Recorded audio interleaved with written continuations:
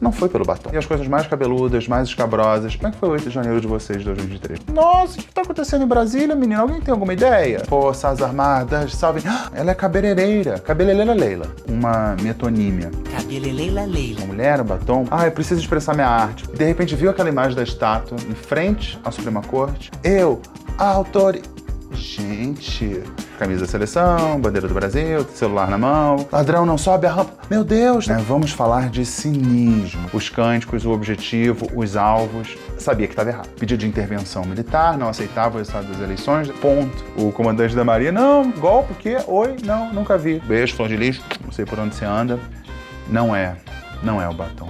Um frame do domingo golpista dela. Cabeleireira Leila. Ué, gente. Esses supostos machos da extrema-direita falando tanto em batom. Mas se o Vando fosse participar de um golpe, ele assinaria com o batom carmim. Não há imunidade para profissionais da beleza. Não. Esfíncter não passa nem Wi-Fi. Soldados! Batons! Enriste. Leila Cabeleireiros. O salão de cabeleireiro da Cabeleireira Leila. Ai, coluna do Nelson hoje, né? Vamos falar de cinismo. Cinismo que não é crime. É muito reprovável, mas não é crime. Eu vou fazer esse vídeo, que é uma espécie de sequência do vídeo que eu fiz, eu vi no Zap, em que eu rodo ali um material que está circulando nos grupos bolsonaristas, que é do filho da cabeleireira que está sendo julgada no Supremo, só porque pintou uma estátua de batom. E eu vou aproveitar esse caso para compartilhar com vocês uma estratégia que a gente vê muito nos grupos bolsonaristas, é a estratégia da extrema-direita. E eu vou usar a cabeleireira Débora, mas eu vou chamar ela de cabeleireira Leila, porque eu acho muito melhor chamar de cabeleireira Leila, porque eu adoro esse meme. Cabeleireira Leila. Cabelos, unhas e tratração e unhas. Cabeleireira Leila. E vou usar ela como exemplo, a parte pelo todo, uma metonímia. Eu vou compartilhar com vocês essa ideia que é muito usada de reduzir a uma coisa absolutamente simplista, algo complexo, e a partir daí começar a defender as coisas mais cabeludas, mais escabrosas. Você perde a noção do contexto, perde a noção do todo, e daqui a pouco você está discutindo aquela premissa completamente equivocada. Então vamos falar da cabeleireira Leila? Tudo esterilizado pra você não ficar mal. Cabeleireira Leila. Nos grupos bolsonaristas circula um vídeo em que os filhos da cabeleireira Leila pedem que ela seja solta porque eles amam a mãe, estão com saudade da mãe. Mas essa imagem circula sem proteger a identidade das crianças, ou seja, divulgando a voz, a imagem e o nome das crianças. O próprio presidente Bolsonaro divulgou o nome das crianças. Claro, violar o ECA não é a primeira vez que os bolsonaristas vão fazer isso. É claro que uma criança, um filho, sente falta da mãe. Sou exemplo disso. Mas usar as imagens de crianças para uma motivação política é outra coisa. E o argumento, o pseudo-argumento que se usa para tentar atenuar o crime da cabeleireira Leila é o fato dela ser mãe. Até aí, Flor de Lis também é mãe, e mãe de muito mais pessoas. Muito mãe, ela é muito beijo, Flor de Lis, não sei por onde você anda, fica o beijinho aqui. E eu fico imaginando qual foi o discurso que essa mãe fez para os filhos, né? Porque ela não foi só para o 8 de janeiro. As informações que a gente tem é que ela participou dos campos golpistas, aqueles que se estabeleceram ali logo depois do segundo turno, quando o Bolsonaro perdeu as eleições e ele e seus apoiadores não aceitaram. Ela frequentou esses lugares. Eu também fui algumas vezes, fui expulso, agredido lá em Brasília, aqui em São Paulo eu visitei algumas vezes. E o que se tinha ali? Pedido de intervenção militar, não aceitavam o resultado das eleições, denunciavam supostas fraudes, cantavam canções religiosas, cantavam o hino, queriam a intervenção das Forças Armadas para reverter o resultado da eleição. Era isso. E ela estava lá. Cabeleireira Leila. Mães podem fazer coisas horrorosas, tá? Então dizer que é mãe não quer dizer absolutamente nada. E filhos separados de mães presas, acontece. Uma mãe é presa e ela tem filho, isso pode acontecer. Ela é cabeleireira Leila. Até aí, vou dar uma dica de filme aqui, que vocês quiserem assistir. Sweeney Todd, com... Como é que chama ele, gente? O Johnny Depp e o filme do Tim Burton. Sweeney Todd, que é um cabeleireiro. Então, cabeleireiros podem cometer crime. Não há imunidade para profissionais da beleza. Outra ideia que se passa, que tenta se passar naturalmente, é de que é ali um acaso. Cabeleireira Leila estava lá num domingo de janeiro, fresco, tá fresco, foi dar uma passeada na Praça dos Três Poderes. E de repente viu aquela imagem da estátua em frente à Suprema Corte e resolveu expressar sua arte. Resolveu expressar sua arte porque ela é artística.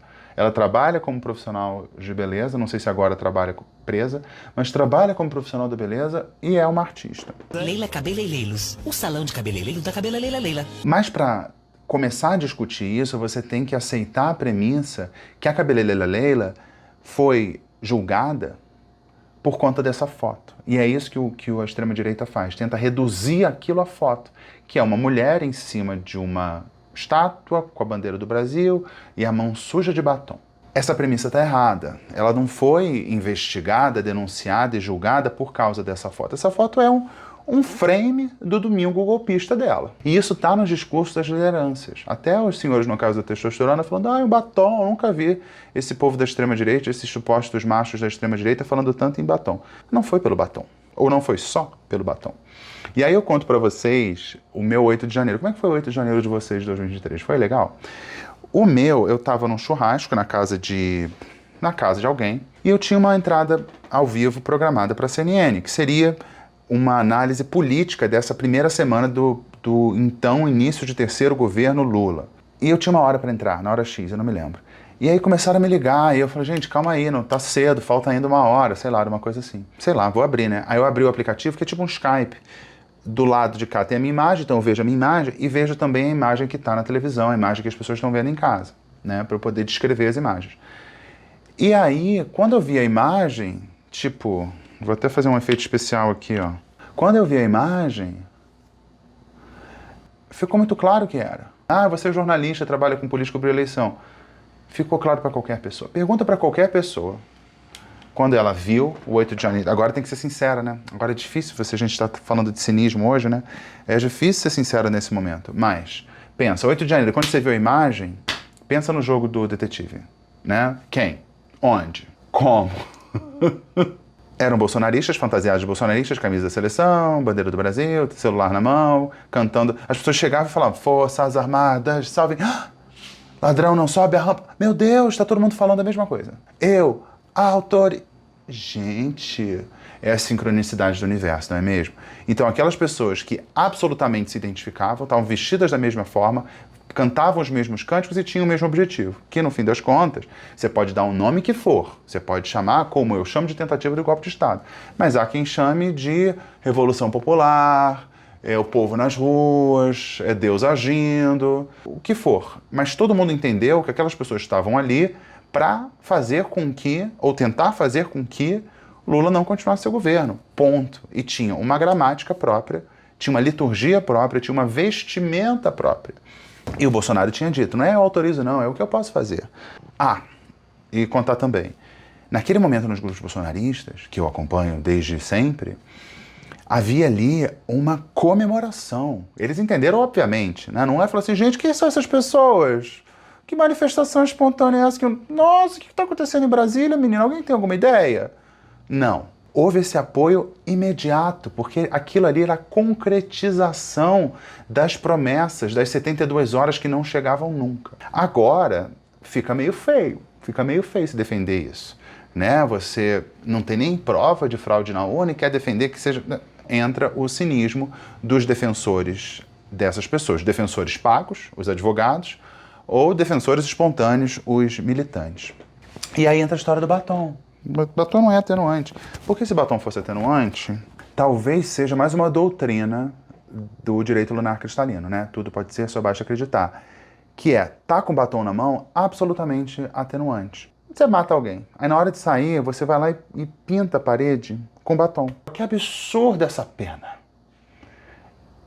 Eu tava só usando um batom. Porque se batom for atenuante, já fica a dica para os golpistas do futuro. Porque se não forem condenados agora, voltam no futuro como herpes, né? O golpismo é atávico. Uma pedagogia para os golpistas. Que é só na hora de dar o golpe, você põe soldados, batons, e riste. Qualquer coisa você fala assim, opa, tô de batom. Vai ficar um pouco afeminado? Vai ser difícil a extrema-direita tentar montar um discurso que inclua masculinidade tóxica, red pill, com batom, mas eles são craques nisso, né? Eles mandam sinal para ET. Ou pode ter um caso pessoal também. Você pensa, uma senhora, mulher de família, está com a suspeita de que seu marido pulou a cerca. Ele pode usar como atenuante, mas ela estava de batom. Olha aqui, está a marca. Então batom não é atenuante nem para golpe de Estado, para assassinato, nem para satisfação de desejos orais. Mas eles querem reduzir essa condenação ao batom. E também passar essa ideia de que havia ali só cabeleireiras leilas. Pessoas que eram mães, inadvertidas, cristãs, naturalmente, pegas de surpresa. Faz parte dessa tentativa que o ministro Alexandre de Moraes já desbancou. Ele deu uns números interessantes, mostrando que dos mais de 400, quase 500 condenados, 91% têm menos de 60 anos e quase 2/3 são homens. Então essa ideia de que são velhinhas, com bíblias e tal, é só uma tentativa de criar uma historinha. Vamos pensar na imagem da cabeleireira Leila. Venha fazer suas unhas, seus cabelos e até mesmo tratar suas madeixas de cabelo conosco. Cabeleireira Leila estava lá, na foto, em cima da estátua do STF, do Sesquiate, com a bandeira do Brasil no pescoço, suja a mão de batom e escrito "Perdeu Mané", pum, tiraram foto. Eles querem fazer, que é só isso. O que a gente presume com razoável segurança. Ela estava ali num êxtase, estava mudando o Brasil, estava lá, o povo estava nas ruas, as Forças Armadas estavam chegando, o ladrão ia descer da rampa, porque ele já tinha subido, então o ladrão ia descer a rampa. Essa frase, "Perdeu Mané", é uma frase proferida pelo ministro Barroso por um bolsonarista que o encurralou em Nova York, falando, qualquer coisa, tal, e ele falou, cara, perdeu Mané. Isso, entre os bolsonaristas, foi encarado como uma confissão de que o STF tinha intervindo na eleição e foi ali no tapetão e tal. A cabeleireira Leila ficou ofendida. E ela é uma patriota. Ela é uma patriota e ela defende o país e ela foi mudar o Brasil. Mas eu acho que ela é até uma daquelas patriotas que finge que sabe cantar o hino. Porque ela segue o protocolo ali, camisa do Brasil, bandeira do Brasil no pescoço, né? Mas será que ela sabe cantar o hino? Eu acho que não. Porque eu já fui a manifestação bolsonarista, né? Porque o hino é uma coisa difícil. Então você acha que pelo menos o hino bolsonarista sabe, porque canta tanto, mas ela é daquele tipo de pessoa, não sei se você já viu, vou explicar. Sabe aquela parte do hino, o Pátria Amada Idolatrado Salve Salve? Tá, tem 2 vezes. Na primeira, ele fala assim, o hino, "O Brasil, um sonho intenso e raio vívido". E depois, no final, o Pátria Amada Salve Salve fala, "Brasil de amor eterno seja símbolo". Então eu já vi muito isso. Você tá lá, você não sabe qual é exatamente o versinho, porque você não sabe se é a parte 1 ou a parte 2. Aí você fala o Brasil e depois baixa o volume. Aí você fala assim, "Brasil de um sonho de amor eterno seja símbolo". Eu acho que a cabeleireira Leila é esse tipo de patriota que não sabe cantar o hino nacional. Mas bem, ela estava lá, a cabeleireira Leila, e resolveu se expressar. Estava lá, quero me expressar. Ela podia ter usado tantas frases. Por que ela usou essa frase? Se fosse eu já tinha frase. Eu já tinha frase que é o meu Cupi Legaria. Uma homenagem a Marília Mendonça, que ficaria eternizada ali na Praça dos Três Poderes, e uma referência a mim mesmo também. Mas ela podia ter escrevido bom, xibom, xibom, bom, bom. Ela poderia ter escrito borboleta pequenina que veio para nos saudar. Ela poderia ter escrito, ó que saudade que eu tenho da aurora da minha vida, da infância querida, que os tempos não trazem mais. Talvez ficasse um pouco grande, mas ela poderia ter escrito essa frase. Ela poderia ter escrito, "É biscoito não bolacha", que é uma frase factualmente correta. Mas não, ela resolveu escrever, "Perdeu Mané". Ela estava ali em êxtase, o êxtase a gente não tem como apurar, mas ela estava lá, fantasiada de bolsonarista, com a bandeira do Brasil, que eles dizem honrar, mas põe em cada lugar, parece uma capa de super-herói. Ela estava lá, fantasiada de bolsonarista. Olha para aquela tela. Uma tela em branco. O que significa aquela tela, aquela estátua? Né? Uma estátua com os olhos vendados, em frente ao STF. O que será? Ela não sabia, foi assim, eu preciso expressar minha arte. Quem leria aquilo? Para quem ela estava escrevendo? Para quem? Ela tinha um público e tinha que fazer uma frase que comunicasse, né? Que fosse absolutamente compreensível para todo mundo. Ela escolheu uma frase que foi compreendida. E a frase dita pelo ministro Barroso, pintada aleatoriamente na estátua da Justiça. Contra quem ela volta a indignação dela. E agora os bolsonaristas usam o batom como atenuante. E querem anistia, né? Porque se eles defendem a lei, como dizem, lei e ordem, teriam que lutar para que ela fosse perdoada pelos outros crimes de alguma forma e pelo menos o dano, né? Porque não pode, não defende a propriedade. Mas ela não é denunciada e está sendo julgada só pelo batom. Tem ali acusação de abolição violenta do Estado Democrático de Direito, tentativa de golpe, dano qualificado com violência, além da deterioração do patrimônio público, e associação criminosa armada. O Xandão sugere 14 anos. O batom é quase uma metáfora. Ele assina a participação dela no golpe. Como, talvez que se o Vando não seria golpista. Passarinho na gaiola. Mas se o Vando fosse participar de um golpe, ele assinaria com o batom carmim. Porque a música do Vando tem que ter batom carmim. Me suja de carmim. Né? Carmim. Não é um mero batom, é carmim. Ela resolveu assinar a participação dela. É a impressão digital dela naquele movimento. E ela era a pessoa de batom vestida de bolsonarista, com essa frase que os bolsonaristas usavam para atacar o Supremo. Então, não é uma cabeleireira. Cabeleireira Leila. A frase não é aleatória, a estátua não é aleatória, o alvo não é aleatório, a presença dela naquele lugar não é aleatória, a bandeira no pescoço não é aleatória. Ela é uma mãe, uma cabeleireira. Cabeleireira Leila. Que sabia onde estava, sabia o objetivo daquela manifestação, sabia que estalta era aquela, sabia do significado do que ela estava escrevendo naquela estátua, sabia que uma mensagem sobre aquela estátua da justiça era um recado para a justiça naquele momento em que o povo estavam plenamente convictos de que conseguiriam reverter o resultado não só da eleição, mas como da posse do Lula. Talvez ela não imaginaria que caberia uma pena tão grande, afinal era só uma cabeleireira mãe de família, mas sabia que estava errado. Então, o batom é essa assinatura simbólica, um tanto quanto brega, de mau gosto sim, mas uma assinatura que não é o motivo pelo qual ela está sendo condenada, mas é só a ilustração daquele momento. Se você olhar a imagem da cabeleireira Leila, não é uma mulher com batom na mão, pintando uma estátua, expressando a sua arte. É uma mulher vestida de um certo jeito, rodeada de pessoas vestidas de maneira bastante similar, com cânticos absolutamente golpistas. Dizer que é só uma mulher de batom é um desespero, porque não tem defesa melhor que essa. E não tem outras pessoas, eu acho tão engraçado, porque falam de tantas injustiças. Quantas injustiças? Foram 500 pessoas presas. Conte a história dessas 500 pessoas injustiçadas. Mas vamos prestar atenção nisso, nesse fenômeno que é reduzir ao absurdo e depois isso entra no debate público. E aí eu posso pensar em vários exemplos do próprio Bolsonaro. Ele diz, eu só me reuni com embaixadores. Qual é o problema? Ele não foi tornado inelegível por ter meramente se reunido com embaixadores. Velhinhas de Bíblia na mão. Não são velhinhas de Bíblia na mão. É até interessante que os bolsonaristas, quando precisam dessas imagens, eles fazem imagem de IA de velhinha com Bíblia na mão. Ai, não deixam a gente se expressar. Viva a liberdade de expressão.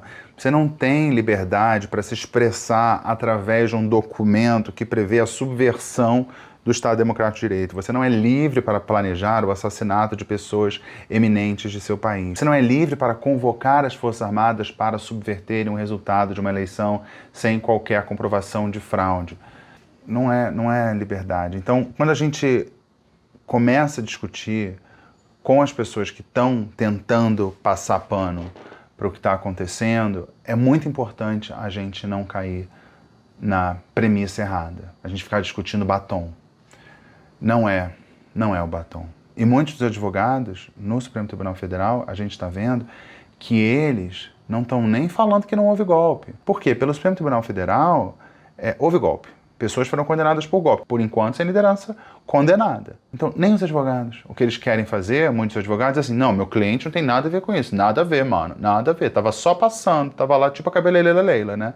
Aí você pega o ministro da Defesa, o comandante da Marinha. Não, tava de... nem sabia. Golpe, o quê? Oi? Não, nunca vi. Mas vamos cuidar disso. De não cair nessa isca fácil. De você começar a debater um negócio que tá errado de começo. Não é pelo batom, não é liberdade de expressão, não é só uma reunião com os embaixadores, não é só uma minutinha, um estádiozinho de sítio. E não eram pessoas que apareceram ali de forma espontânea.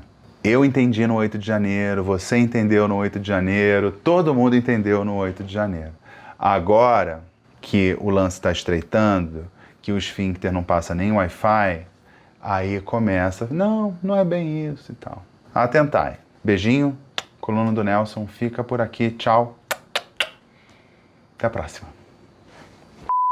Cabeleleila Leila. Eu sou uma cidadã do bem, que eu fui aos atos e eu não imaginava que ia ser tão conturbado. Eu não fazia ideia do bem financeiro e do bem simbólico daquela estátua. Quando eu tava lá, já tinha uma pessoa fazendo a pichação. E ele faltou talvez um pouco de malícia da minha parte. Eu tenho a letra muito feia, moça. Você pode me ajudar a escrever? Continuei fazendo a escrita da frase dita pelo ministro Barroso. Eu tava tirando as fotos porque eu nunca tinha ido a Brasília e eu achei os prédios de fato muito bonitos. Então eu queria pedir, assim, de todo o coração, que se compadecesse de mim, porque eu sou uma mãe, que eu nunca me afastei dos meus filhos. Essa separação tem feito eles sofrem demais. Chora, coração, passarinho na gaiola, feito gente na prisão. O que o ministro Alexandre de Moraes quer esconder? Vamos... Reação em direto de Jair Bolsonaro depois de saber que vai mesmo a tribunal para ser julgado. A data ainda não foi marcada. E é sobre esse assunto que nós vamos debater aqui na arena da CNN com o presidente da Associação Brasileira em Portugal, Ricardo Amaral Pessoa, a jornalista Amanda Lima e também com o Anselmo Crespo. Para já vamos em direto até ao Brasil, ao encontro do Nelson Garrone. Nelson, muito boa tarde. Tu estiveste a acompanhar toda a sessão. Como é que foi o momento da decisão de levar Bolsonaro a julgamento e como é que o Supremo a justificou? Oi, Rita, muito boa tarde. Prazer participar dessa mesa aqui tão nobre, com convidados tão ilustres. Muito obrigado pelo convite. Olha, Rita, é algo completamente esperado, muito porque, ao contrário do que Bolsonaro falou, vem falando, está falando, há muitas provas. Ele tentou, nessa fala, por exemplo, dizer...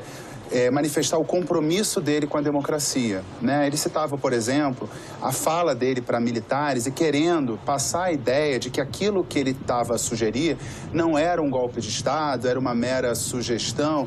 E aí é basicamente um jogo de palavras, né? A gente chama aqui de golpe de Estado, a Justiça já condenou mais de 400 pessoas, quase 500 pessoas por golpe de Estado, mas ele dá outro nome. Mas o nome para a coisa não muda a essência, ele pode chamar, sei lá, de doce de ovos, mas vai continuar sendo golpe de Estado. Ele tenta pintar como se houvesse no Brasil um clima de intranquilidade, e não há, e diz que há um respeito com a democracia. Mas olha, Rita, ponto importante, nesse momento que ele se defende e ataca a justiça, ele volta a questionar o sistema eleitoral brasileiro, que é basicamente o que sustenta a ideia do golpe. O golpe viria justamente porque eles não acreditavam no sistema e não acreditavam, como não acreditam até hoje, que Lula da Silva é o presidente eleito em 2022. Então, é um discurso muito contraditório. E aí, Rita, eu acho que é interessante para jogar aí para o debate do Arena um assunto que foi discutido no plenário do Supremo Tribunal Federal. Uma decisão do governo Trump que mudou as regras eleitorais nos Estados Unidos e citou o Brasil como um exemplo. Porque aqui no Brasil existe a biometria. Para você reconhecer o eleitor que vai votar, você usa a digital do eleitor. E Trump quer usar isso para ter a garantia, segundo ele, de que são americanos votando, e cita o Brasil como um exemplo. E o Trump foi citado no Supremo Tribunal Federal, o que complica ali a vida de Bolsonaro. E Bolsonaro tem Trump como, não só como aliado, mas como um possível salvador, já que tudo caminha para que ele seja condenado. Ele e o seu filho, que está nos Estados Unidos, dizem claramente que vão correr atrás, estão a correr atrás de uma intervenção americana no sistema brasileiro, de alguma forma, para salvar Bolsonaro. Bolsonaro. Então, notícia de hoje que vai contra toda a ideia que os bolsonaristas defendem de que há fraudes nas urnas. E é importante esse tema, que parece um tema antigo, mas é isso que sustenta toda a narrativa de golpe. Diante de uma fraude clara, segundo eles, não haveria outra forma senão dar um golpe de Estado, mas essa palavra golpe de Estado não aparece na boca de Jair Bolsonaro. Mas ele já reconhece que houve discussões com as Forças Armadas para tentar resolver, dando às Forças Armadas um caráter político que dentro da democracia não existiria. Vemos aí um Jair Bolsonaro exaltado, mas muito respeitoso com os jornalistas. Um detalhe importante, uma jornalista foi fazer uma pergunta, ele ousou reagir e falou, não, agora eu vou falar. Nos tempos de quando ele era presidente, tinha o poder e era o comandante-em-chefe das Forças Armadas, não foi comum ele mandar os jornalistas calarem a boca, não à toa foi processado e até condenado por insultar uma jornalista, Rita.